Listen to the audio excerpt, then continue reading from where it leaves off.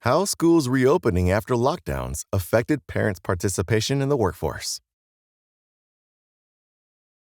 When the COVID-19 pandemic hit Canada in March 2020, schools across the country were shut within a few days. Children were homeschooled with varying levels of online support, which affected the working lives of many parents. In a recent study, researchers at the University of Quebec in Montreal, Vancouver School of Economics, and Central European University asked, what impact did school closures and reopenings have on whether parents were employed and able to attend their jobs? And how did this differ for different groups of parents? Schools in Canada reopened when other restrictions were eased.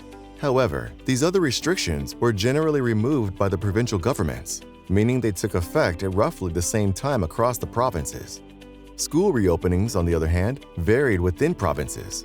This provided the research team with an opportunity to pinpoint the impact of students returning to school. Using data from Statistics Canada's Labour Force Survey, the team study compared the working patterns of parents with primary school children in regions where schools reopened and those where they remained closed. Over 30% of Canadian workers have children under 12. This means that schooling has a vital economic role and that parents' ability to work affects Canada's ability to deliver essential services. Previous research also suggests that prolonged school closures may slow down or reverse progression towards gender equality in the workforce. The research team found that school reopenings in Canada had a positive impact on employment and the number of hours worked. This was the case in dual-parent households, but the effect was strongest for single mothers. For instance, in regions where schools remained open in 2021, the employment rate of single mothers was 17 percentage points higher than in regions where schools closed. 1 year after the pandemic began, fathers' employment measures had almost completely recovered, whereas those of mothers had only been partially restored.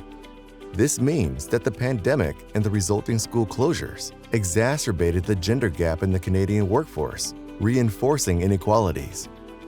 Reopening schools during a pandemic is not without risks.